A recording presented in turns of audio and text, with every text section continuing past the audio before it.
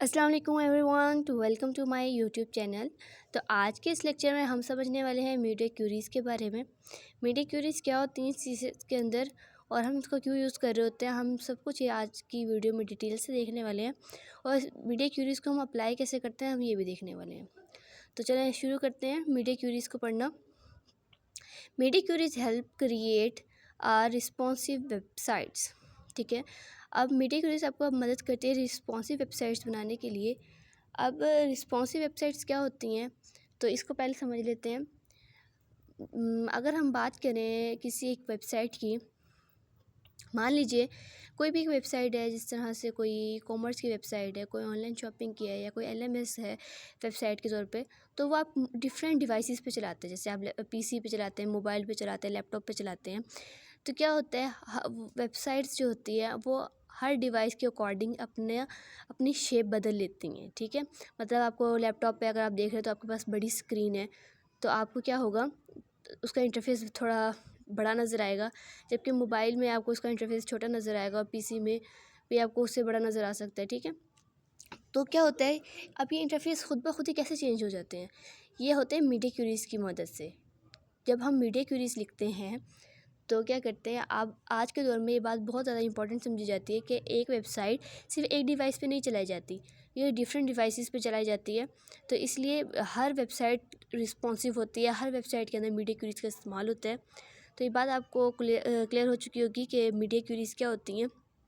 मैं आपको ना एक छोटी सी एग्जांपल के साथ इसको समझाना चाहूँगी कि ये किस तरह से वर्क करती हैं। तो मैं चलती हूँ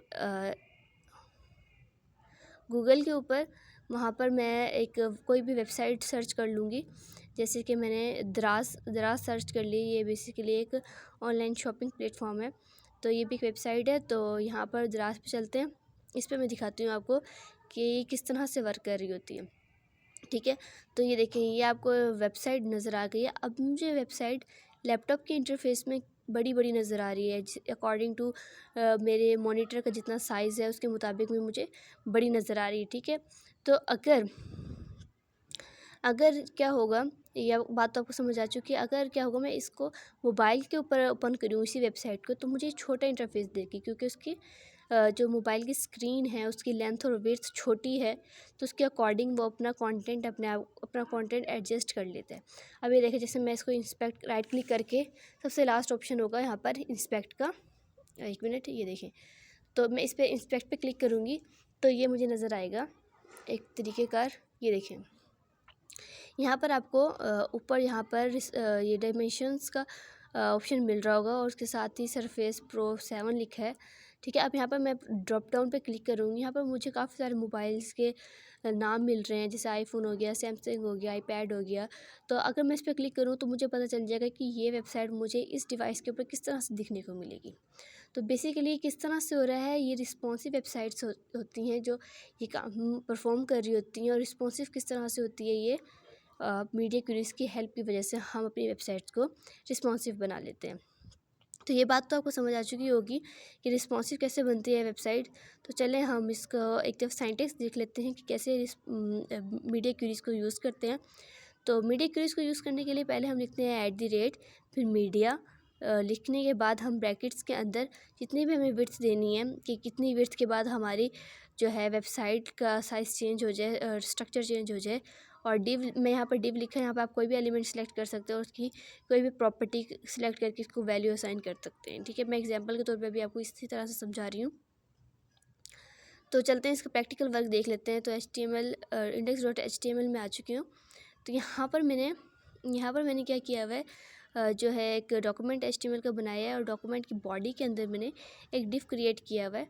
ठीक है, जिसको मैंने सिर्फ एक सिंपल सी box1 की ID दी हुई है। ठीक है, अब मैं style.css पे जाऊँगी तो मैं दिखाऊँगी। देखिए, मैंने हाइट दी हुई है इस बॉक्स को कुछ 200 पिक्सल, कुछ विड्थ दी हुई है 200 पिक्सल, बॉर्डर दिया हुआ है इसको 2 पिक्सल सॉलिड ब्लैक, और जो है बॉर्डर कलर बैकग्राउंड कलर भी मैंने इसको कुछ असाइन किया हुआ है।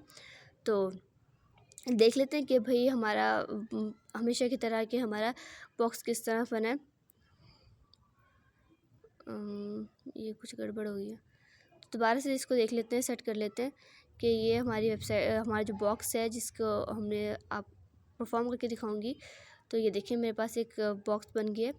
ठीक है, अब देखते हैं मीडिया क्यूरीज इसके अंदर कैसे लिखी जाती हैं। तो यहाँ पर नीचे आ जाएंगे, नीचे आके लिखेंगे हम लोग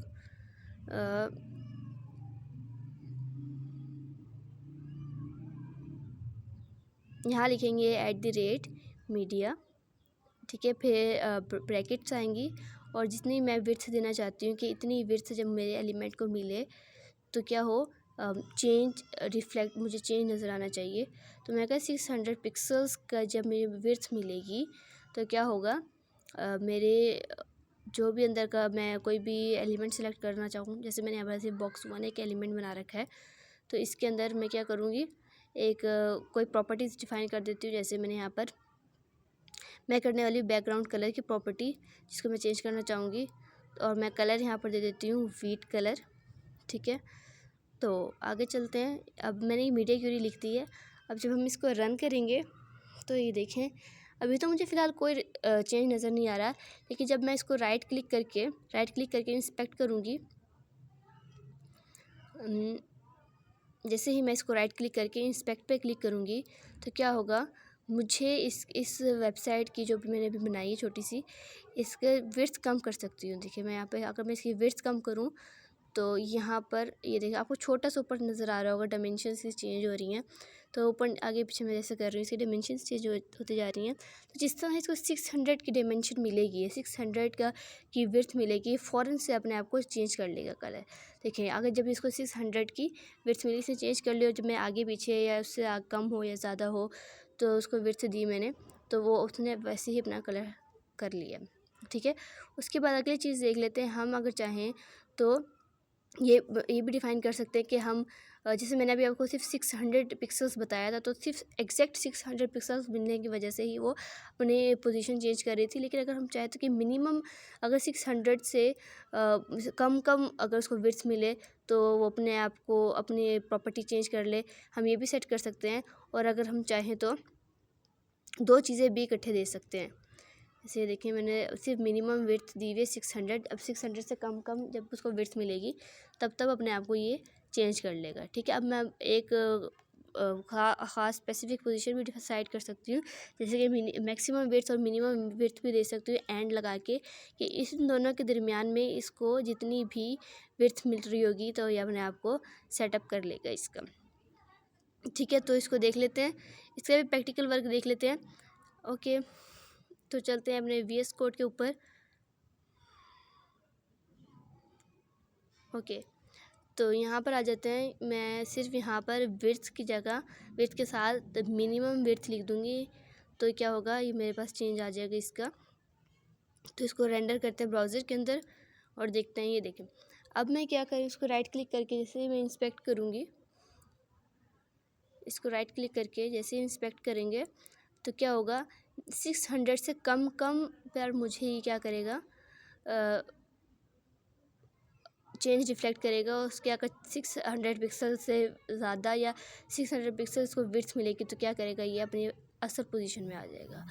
ठीक है, तो ये था आज का लेक्चर, और मैं आपको असाइनमेंट देती हूँ कि अगला जो है वो आपने ख़ुद करके आना है, ख़ुद देखना है इसको कि किस तरह से होगा। तो मिलते हैं नेक्स्ट वीडियो में। अल्लाह हाफिज़।